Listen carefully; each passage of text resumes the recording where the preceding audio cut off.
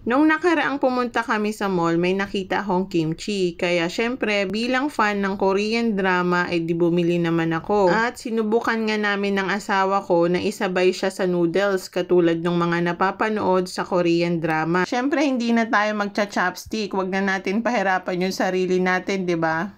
Ang asim pala nung nabili kong kimchi, mga mami. Pero masarap nga yung combination niya kapag hinalo siya sa noodle. Yung ibang kimchi kasi na natikman ko, medyo maalat-alat. Tapos masarap yung lasa niya. Yung mga nabibili sa mga grocery store din na maliliit. Ito kasing nabili ko, naka-pouch siya. Siguro kaya mas maasim compared dun sa mga homemade kimchi na nabibili sa mga grocery. Masarap siya isabay sa noodles kasi mahilig din naman ako sa ramen. Napansin nyo din sa mga Korean drama, paghain pa lang nung noodles kinakain na nila kahit sobrang init. Tapos habang pinapanood mo, parang gusto mo na rin tuloy kumain.